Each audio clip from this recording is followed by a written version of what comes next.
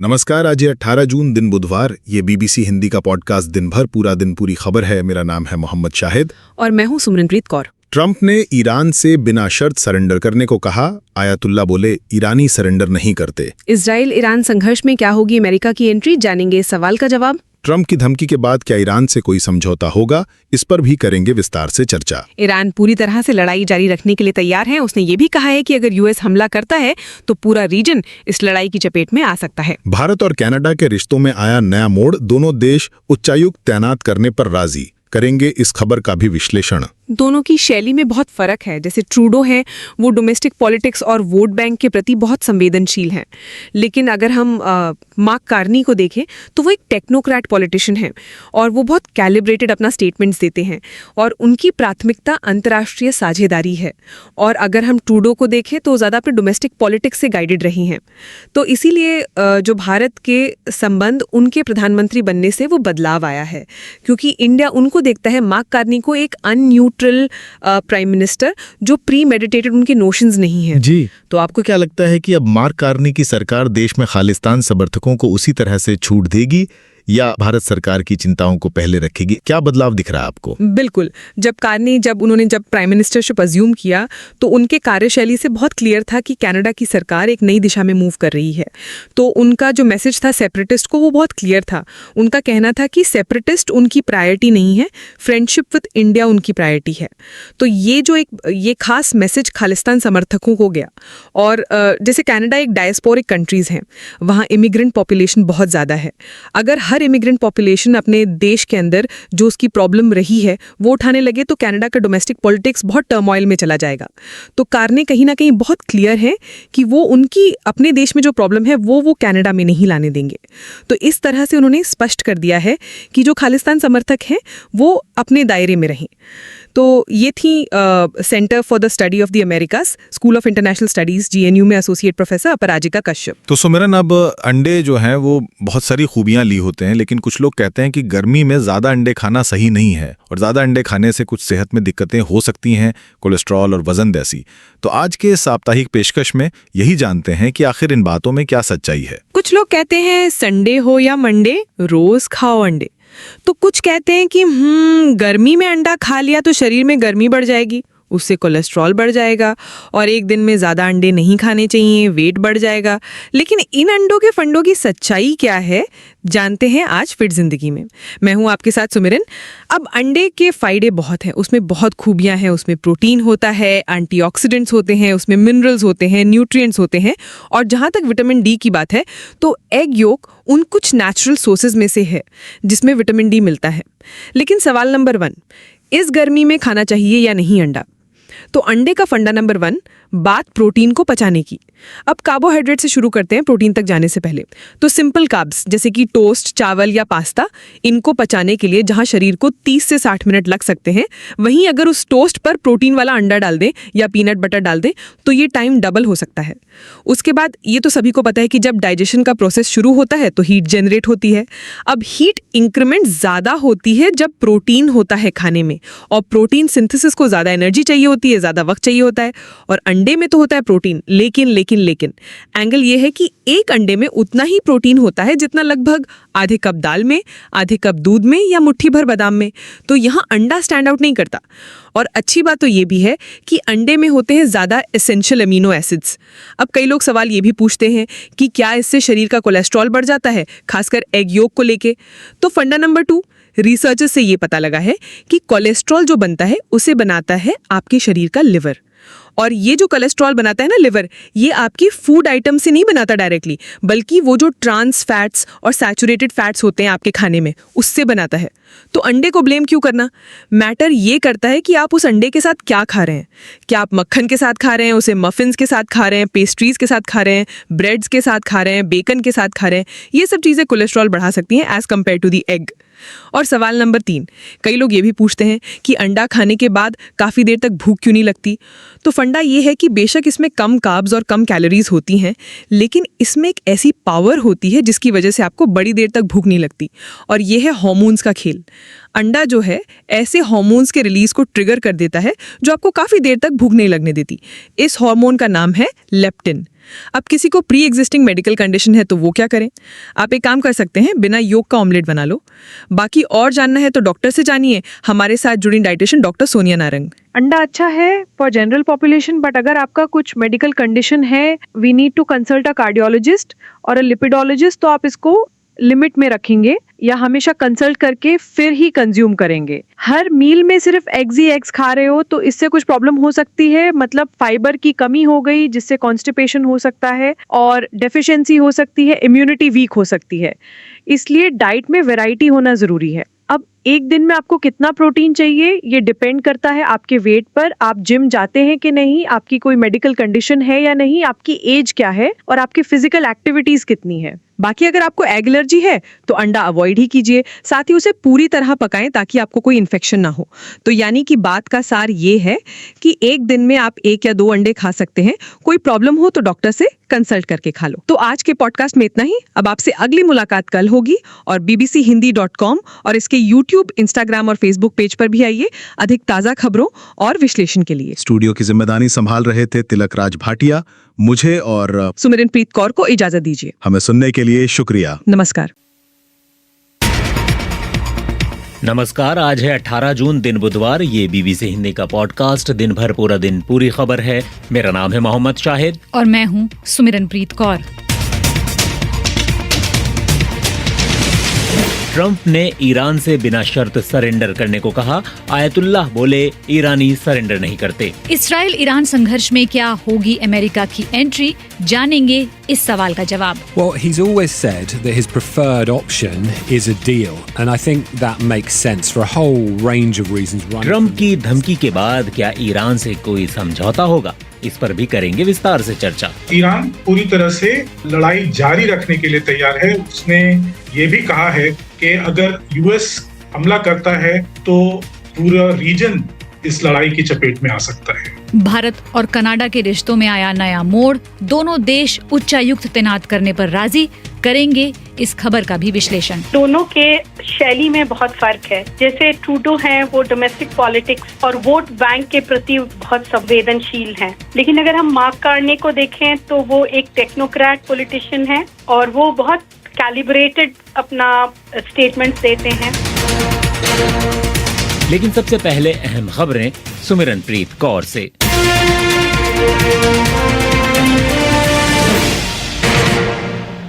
पाकिस्तान के सेना प्रमुख आसिम मुनीर 14 जून से अमेरिका की यात्रा पर हैं। अमेरिकी राष्ट्रपति डोनाल्ड ट्रंप आज आसिम मुनीर से मुलाकात करेंगे। ट्रंप और मुनीर की मुलाकात व्हाइट हाउस में वॉशिंगटन समय अनुसार दोपहर 1 बजे होगी। इस दौरान मीडिया की मौजूदगी नहीं होगी। ट्रंप के साथ उनकी ये मुलाकात पहले से तय थी। हालांकि ट्रंप और मुनीर की ये मुलाकात ईरान और इसराइल के बीच बढ़ते तनाव के दौरान हो रही है। गजा में हमास द्वारा संचालित स्वास्थ्य मंत्रालय का कहना है कि पिछले 24 घंटों में अस्पतालों में 144 लोगों के शव आए हैं, क्योंकि इसराइल लगातार हमले कर रहा है। उन्होंने 560 से ज्यादा घायलों को भी भर्ती किया है। चिकित्सकों और नागरिक सुरक्षा एजेंसी ने कहा है कि आईडीएफ ने मध्य गजा में कुछ फलस्तीनियों को तब मार दिया जब वो संयुक्त राष्ट्र सहायता आपूर्ति का इंतजार कर रहे थे। वहीं आईडीएफ ने कहा है कि वो हमास की सैन्य क्षमताओं को खत्म करने के लिए सैन्य कार्रवाई कर रहा है। फलस्तीनियों के लिए संयुक्त राष्ट्र की एजेंसी के प्रमुख फिलिप लाजारिनी ने कहा है कि हताश और भूखे लोगों को गोली मारना आम बात हो गई है और ये गलत है। भारतीय अंतरिक्ष यात्री शुभांशु शुक्ला सहित 4 अंतरिक्ष यात्रियों को अंतर्राष्ट्रीय अंतरिक्ष स्टेशन ISS ले जाने वाला मिशन एक्सियम 4 फिर से स्थगित कर दिया गया है। भारतीय अंतरिक्ष अनुसंधान संगठन इसरो ने बताया है कि एक्सियम 4 मिशन लॉन्च की अगली संभावित तारीख 22 जून है। अमेरिका, भारत, हंगरी और पोलैंड के यात्रियों को अंतरिक्ष में ले जाने वाला ये मिशन कई बार पहले टल चुका है। सड़क परिवहन एवं राजमार्ग मंत्री नितिन गडकरी ने इस साल 15 अगस्त से फास्टैग आधारित सालाना पास शुरू करने की घोषणा की है। नितिन गडकरी के मुताबिक इस पास की कीमत 3,000 रुपए होगी। गडकरी के अनुसार एक साल में 200 ट्रिप क्रॉस कर सकते हैं। इसके साथ साथ एक ट्रिप का मतलब है एक टोल को क्रॉस करना। 200 ट्रिप यानी 200 टोल क्रॉस करना होगा और एक टोल क्रॉसिंग की एवरेज कॉस्ट केवल 15 रुपए पड़ेगी। टोल नाके पर जैसे पहले रुकना पड़ता था, अब रुकने की ज़रूरत नहीं होगी। ये स्कीम केवल नेशनल हाईवे के लिए स्टेट रोड पर लागू नहीं होंगे। और उत्तराखंड में केदारनाथ धाम की पैदल यात्रा के दौरान आज सुबह हादसा हुआ। इसमें 2 लोगों की मौत हो गई और 3 लोग घायल हुए। जंगल चट्टी गधेरे के पास अचानक पहाड़ी से मलबा और पत्थर गिरने के कारण वहां रास्ते से गुजर रहे यात्री और पालकी चालक इसकी चपेट में आ गए। घटना सुबह करीब 11:20 पर हुई। एनडीआरएफ, एसडीआरएफ, पुलिस और डीडीआरएफ की टीमें तुरंत मौके पर पहुंची और रेस्क्यू अभियान चलाया। अधिकारियों के मुताबिक इस हादसे में एक महिला को हल्की चोटें आई हैं, जबकि 2 पुरुष गंभीर रूप से घायल भी हुए हैं।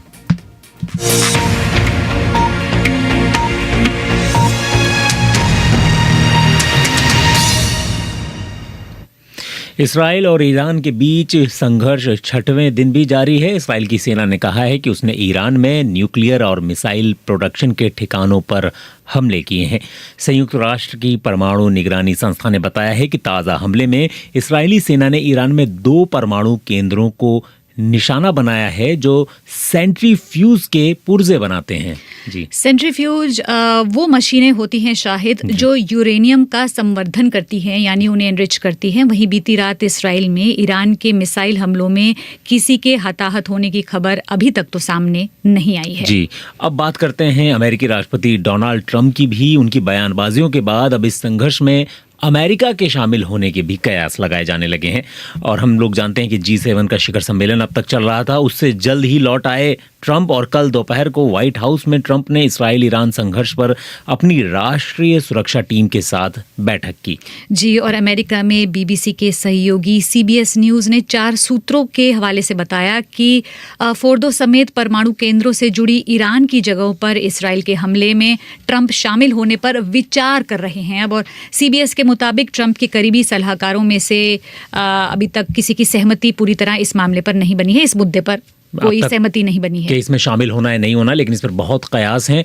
बीती रात ट्रंप ने अपने सोशल मीडिया प्लेटफॉर्म ट्रूथ पर ईरान के सर्वोच्च नेता आयतुल्लाह अली खामेनेई का नाम लिए बिना पोस्ट किया कि वो जानते हैं कि तथाकथित सुप्रीम लीडर कहाँ हैं, लेकिन फिलहाल उन्हें मारेंगे नहीं, ये ट्रंप ने कहा। लेकिन इसके बाद ईरान के सर्वोच्च नेता आयतुल्लाह अली खामेनेई ने एक्स हैंडल पर पोस्ट किया कि वो इसराइल से कोई समझौता नहीं करेंगे और कोई रहम नहीं दिखाएंगे। तो इसके बाद ये सवाल उठने लगे कि क्या इस जंग में अमेरिका शामिल होगा।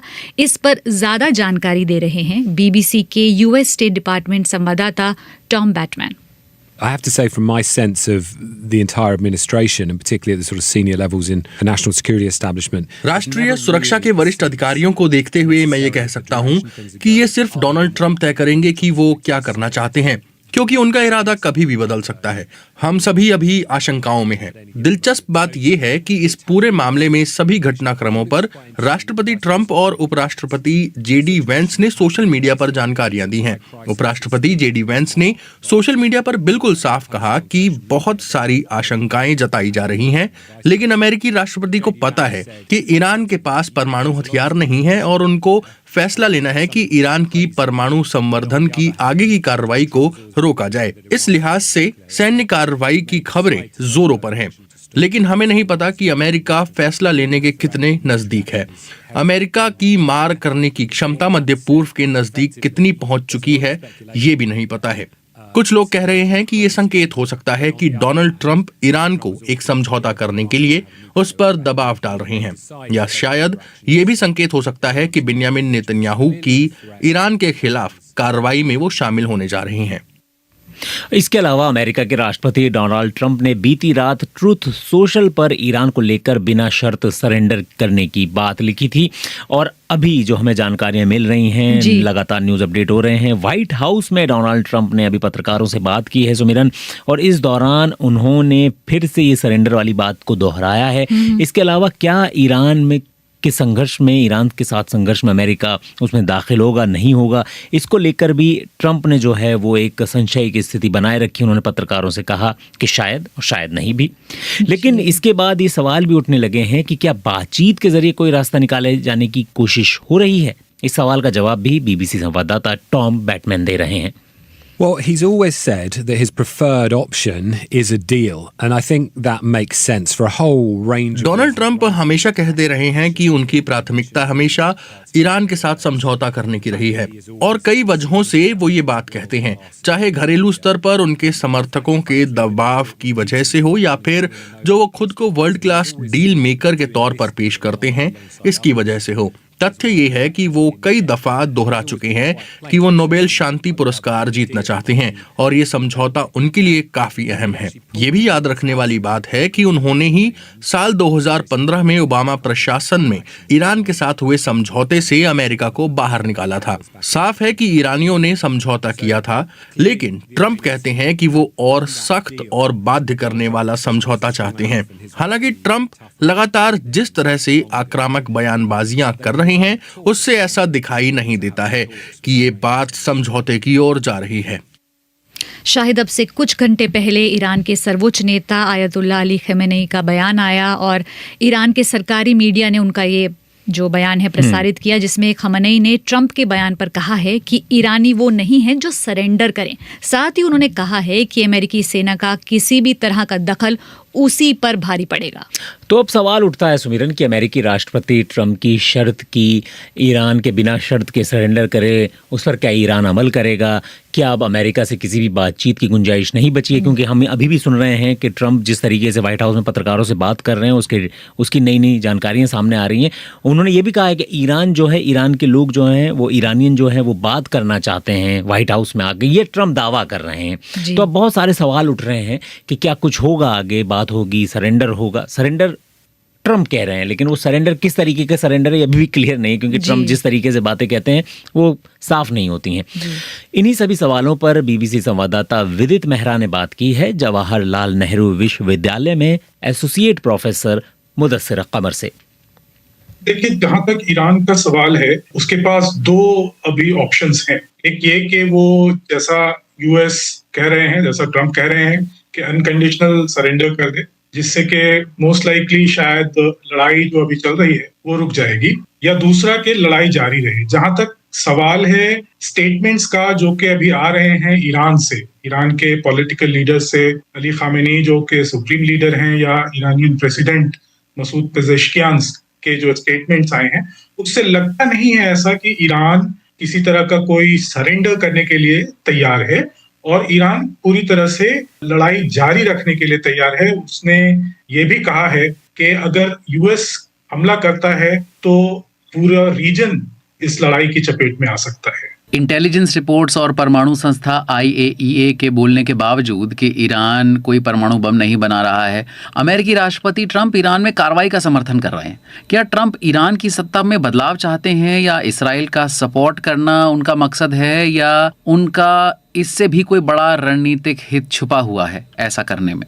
देखिए, यूएस ने बहुत दिनों से ये मेंटेन किया हुआ है, इजराइल ने भी ये कहा है, G7 कंट्रीज ने भी कहा है कि वो किसी भी तरह से ईरान को न्यूक्लियर वेपन्स एक्वायर नहीं करने देना चाहते हैं। ईरान ने हमेशा ये मेंटेन किया है कि ये न्यूक्लियर वेपन्स नहीं बना रहा है, लेकिन इनरिचमेंट जो है वो IAEA के रिपोर्ट से भी ये पता चलता है कि इनरिचमेंट, सिविल जो इनरिचमेंट की जितनी जरूरत होती है उससे ज्यादा ईरान करता रहा है। तो इस तरह की सिचुएशन में ये कहना बहुत मुश्किल है कि ईरान न्यूक्लियर वेपन बना रहा था या बना पाता कि नहीं बना पाता, ये एक प्रोलिफरेशन की डिबेट हो जाएगी। लेकिन जहां तक यूएस की रणनीति की बात है, मुझे लगता है कि हम एक ऐसे सिचुएशन पे पहुंच चुके हैं जहां रेजिम चेंज की बात अब एक तरह से बहुत करीब लग रही है, बहुत पॉसिबल लग रहा है कि ईरान में एक तरह से स्टेट शायद रेजिम चेंज की बात की तरफ बात बढ़ रही है। जी, ईरान के समर्थन में बाकी इस्लामिक देश क्यों नहीं आगे आ रहे? क्या इसके पीछे शिया सुन्नी एक वजह है, या ईरान के एक क्षेत्र को लेकर जो हित हैं उसकी वजह से है, या फिर खाड़ी के देशों का पश्चिमी देशों की ओर झुकाव एक वजह है? एक स्टेटमेंट में, रेटोरिक्स में वो लोग ईरान को एक तरह से सपोर्ट कर रहे हैं, लेकिन जहां तक बात है कि एक्शन में के साथ में आकर खड़े हों, या किसी तरह का कोई मिलिट्री सपोर्ट प्रोवाइड करें, या किसी तरह की कोई पॉलिटिकल सपोर्ट प्रोवाइड करे ईरान को, वो थोड़ी मुश्किल है। उसकी बहुत सारी वजह हैं। एक तो ये कि इसमें से कुछ देश ऐसे हैं जिनके इजराइल से रिलेशंस अच्छे हैं, जैसे UAE, इजिप्ट, जॉर्डन, उसके अलावा ये सारे देश, ज्यादातर देश, स्पेशली जो खाड़ी के देश हैं और बाकी देश भी जैसे इजिप्ट और जॉर्डन, वो यूएस के अलाई हैं, उनके ऊपर सिक्योरिटी के लिए डिपेंडेंट हैं। तो जियोपॉलिटिकल सिचुएशन ऐसी है कि उनके लिए ईरान के साथ आकर अभी खड़ा होना पॉसिबल नहीं है। मुझे नहीं लगता है कि इसकी वजह कोई सेक्टेरियन रीजन है। सेक्टेरियन रीजन जो है वो राइवलरी में, ईरान सऊदी अरेबिया की राइवलरी में सेक्टेरियनिज्म की एक बात कही गई थी पिछले दशक में, लेकिन वो काफी हद तक कम हो गया है पिछले 2023 में, जब ईरान और सऊदी अरेबिया ने अपने डिप्लोमेटिक रिलेशंस रिज्यूम करने के लिए एग्रीमेंट किया। उसके बाद से काफी हद तक कम हो गया था। तो ये थे जवाहरलाल नेहरू विश्वविद्यालय में एसोसिएट प्रोफेसर मुदस्सिर कमर। दिन की बड़ी खबर, चाहे भारत में हो या दुनिया में कहीं और, जो हुआ केवल वही नहीं, ऐसा क्यों हुआ जानिए वो भी। खबर के आगे क्या है, खबर की परतों के बीच क्या छिपा है, पहले समझे फिर समझाएं। बीबीसी हिंदी का न्यूज पॉडकास्ट, दिन भर, पूरा दिन, पूरी खबर। हमारी खबरों को पढ़ें bbchehindy.com पर। आप हमें व्हाट्सएप, इंस्टा और यूट्यूब पर भी फॉलो कर सकते हैं। और अब शाहिद पॉडकास्ट में बात होगी कनाडा और भारत के रिश्तों में आए नए मोड़ की, लेकिन उससे पहले बात कर लेते हैं भारत और अमेरिका की और पाकिस्तान की। जी, और हम जैसा कुछ जानते हैं कि पहलगाम हमलों के बाद भारत ने जो सैन्य कार्रवाई की थी और इसके बाद जो सीज फायर हुआ था, उसका जिक्र अक्सर फिर से डोनाल्ड ट्रंप की बात है, डोनाल्ड ट्रंप करते रहे सीज फायर की बात। और 10 मई को डोनाल्ड ट्रंप ने कहा था कि उनकी मध्यस्थता के कारण भारत और पाकिस्तान के बीच सीज फायर हुआ है। उस समय भी भारत ने किसी किस्म की मध्यस्थता से इनकार किया था, लेकिन इसके बाद भी डोनाल्ड ट्रंप यही दोहराते रहे हैं, लगातार दोहराते रहे हैं, और इसी दोहराने की वजह से विपक्षी पार्टियां अक्सर केंद्र सरकार को घेरती आई हैं। जी, और अब भारत के विदेश सचिव विक्रम मिस्री ने प्रेस ब्रीफिंग में बताया है कि प्रधानमंत्री नरेंद्र मोदी और अमेरिका के राष्ट्रपति डोनाल्ड ट्रंप की फोन पर बात हुई है। और मिस्री ने कहा कि पहलगाम हमले के बाद दोनों नेताओं की ये पहली बातचीत थी। प्रधानमंत्री नरेंद्र मोदी ने राष्ट्रपति ट्रंप को साफ रूप से कहा है कि इस पूरे घटनाक्रम के दौरान किसी भी स्तर पर भारत अमेरिका ट्रेड डील या फिर अमेरिका द्वारा भारत पाकिस्तान के बीच मध्यस्थता जैसे विषयों पर बात नहीं हुई थी।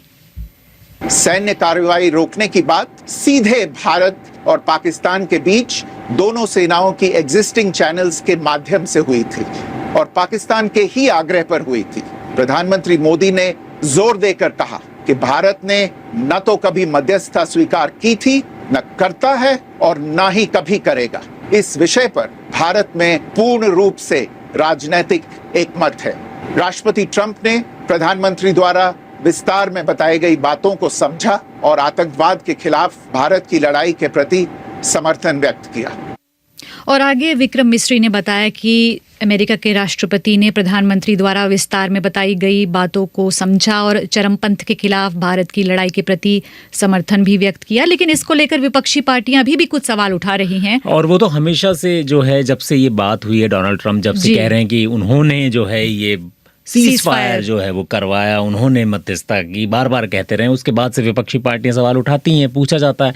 लेकिन इस बार जिस तरीके से विदेश सचिव ने आके बयान जारी किया और जिस तरीके की भाषा इस्तेमाल हुई है कि साफ कहा गया है, ये एक बड़ा बयान है केंद्र सरकार की ओर से। लेकिन विपक्षी पार्टियां अभी भी सवाल उठा रही हैं। कांग्रेस सांसद जयराम रमेश ने ये सवाल पूछा है। There is a statement that the Prime Minister told the President Trump that America had no role, that we reject mediation. कई दिनों तक प्रधानमंत्री ने कुछ नहीं कहा। आज हमें बताया गया कि उन्होंने राष्ट्रपति ट्रंप से 35 मिनट तक बात की। प्रधानमंत्री ने राष्ट्रपति ट्रंप से जो कहा उसका एक रीड आउट है। राष्ट्रपति ट्रंप ने व्हाइट हाउस से एक बयान भी जारी किया है। दोनों बयानों में अंतर है। एक बयान है कि प्रधानमंत्री ने राष्ट्रपति ट्रंप से कहा कि अमेरिका की कोई भूमिका नहीं है, हम मध्यस्थता को अस्वीकार करते हैं। लेकिन 37 दिनों तक प्रधानमंत्री चुप रहे और आज हमसे कहा जा रहा है कि मान लें कि उन्होंने राष्ट्रपति ट्रंप से यही कहा है। प्रधानमंत्री कल या परसों सर्वदलीय बैठक क्यों नहीं बुला सकते, विपक्षी दलों और नेताओं को विश्वास मिले। यानी कि ये सवाल सुमिरन यही उठ रहा है कि बयान को लेकर जो है वो अभी भी भरोसे में नहीं है। ये जो बयान जारी हुआ है उस पर विपक्षी पार्टियां अभी भी सहमत नहीं हैं। जी बिल्कुल, लेकिन अब क्योंकि विक्रम मिस्री का एक औपचारिक बयान आया है, तो क्या इस बहस पर विराम लग गया है कि ट्रंप ने भारत और पाकिस्तान के बीच संघर्ष विराम कराया था? हालांकि विपक्षी पार्टियां तो अभी भी सवाल उठा रही हैं। इसको लेकर हमने बात की जवाहरलाल नेहरू विश्वविद्यालय की स्कूल ऑफ इंटरनेशनल स्टडीज में एसोसिएट प्रोफेसर अपराजिता कश्यप से।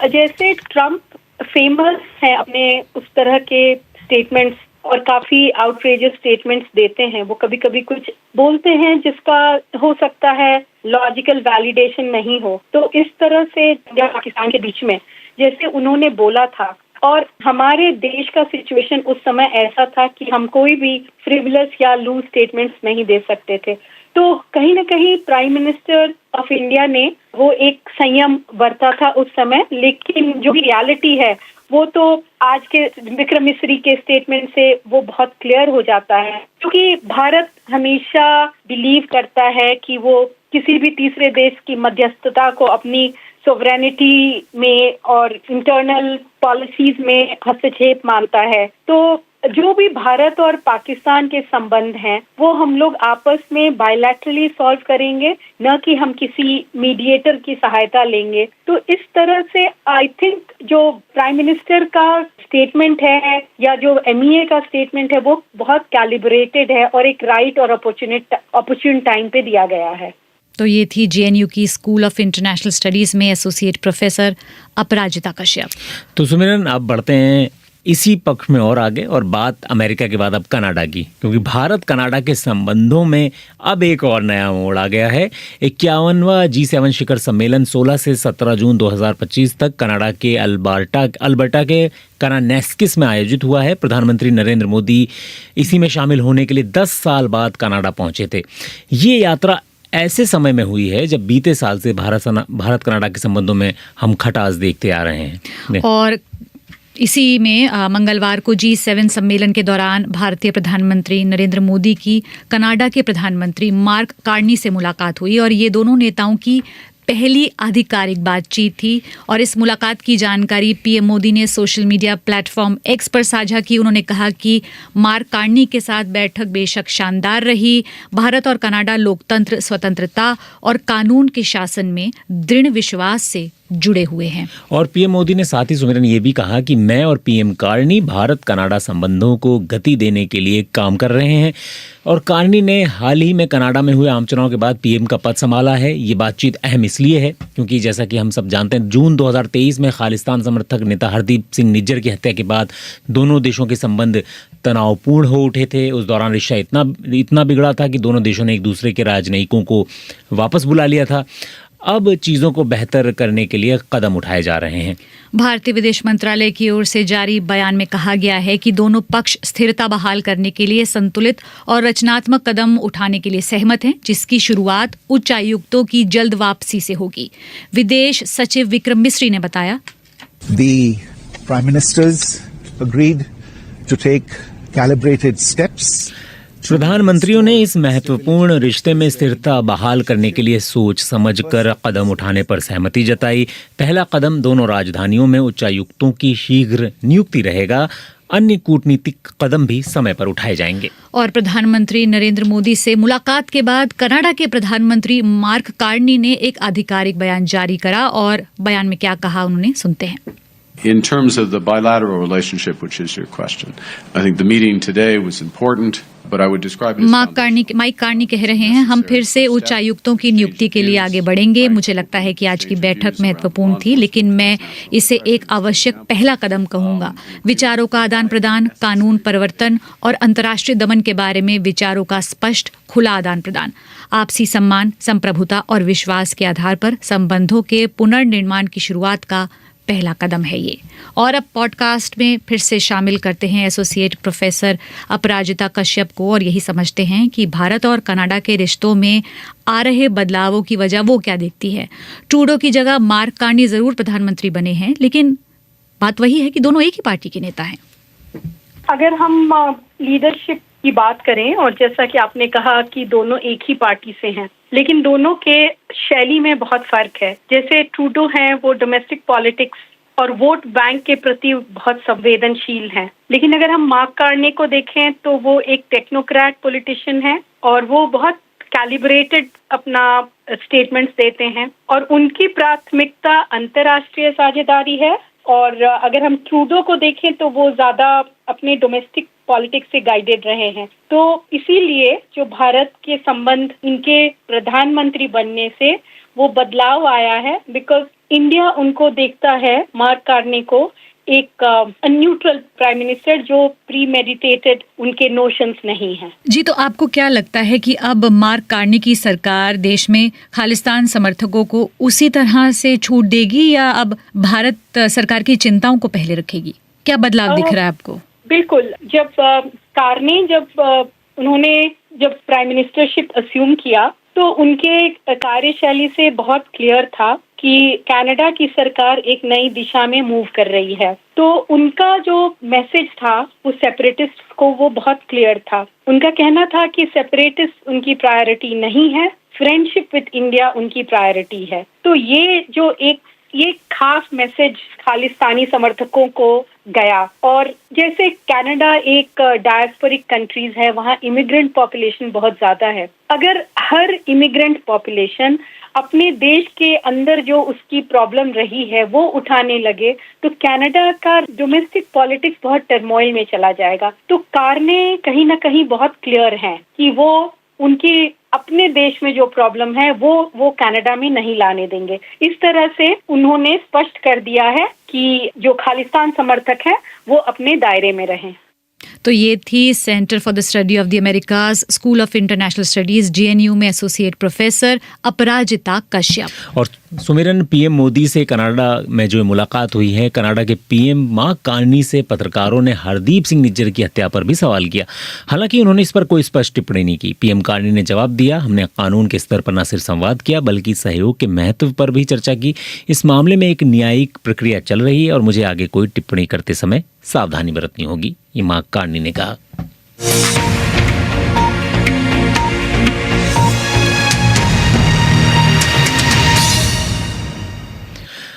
तो सुमिरन, अंडे जो हैं वो बहुत सारी खूबियाँ लिए होते हैं, लेकिन कुछ लोग कहते हैं कि गर्मी में ज़्यादा अंडे खाना सही नहीं है और ज़्यादा अंडे खाने से कुछ सेहत में दिक्कतें हो सकती हैं, कोलेस्ट्रॉल और वज़न जैसी। तो आज के साप्ताहिक पेशकश में यही जानते हैं कि आखिर इन बातों में क्या सच्चाई है। कुछ लोग कहते हैं संडे हो या मंडे रोज खाओ अंडे, तो कुछ कहते हैं कि गर्मी में अंडा खा लिया तो शरीर में गर्मी बढ़ जाएगी, उससे कोलेस्ट्रॉल बढ़ जाएगा और एक दिन में ज्यादा अंडे नहीं खाने चाहिए, वेट बढ़ जाएगा। लेकिन इन अंडों के फंडों की सच्चाई क्या है, जानते हैं आज फिट जिंदगी में। मैं आपके साथ हूँ सुमिरन।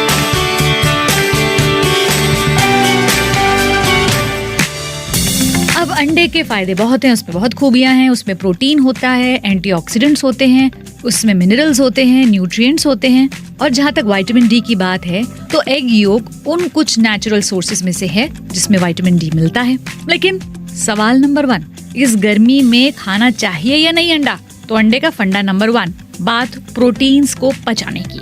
अब कार्बोहाइड्रेट से शुरू करते हैं प्रोटीन तक जाने से पहले। तो सिंपल कार्ब्स जैसे कि टोस्ट, चावल या पास्ता, इनको पचाने के लिए जहां शरीर को 30 से 60 मिनट लग सकते हैं, वही अगर उस टोस्ट पर आप प्रोटीन वाला अंडा डाल दें या पीनट बटर डाल दें तो ये टाइम डबल हो सकता है।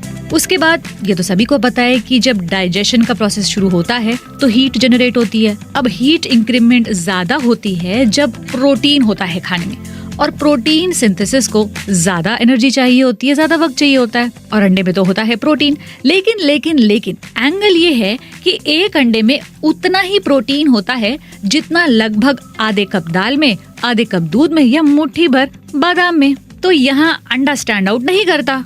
और अच्छी बात तो ये भी है कि अंडे में होते हैं ज्यादा एसेंशियल एमिनो एसिड्स। अब कई लोग सवाल ये भी पूछते हैं कि क्या इससे शरीर का कोलेस्ट्रॉल बढ़ जाता है, खासकर एग योक को लेकर?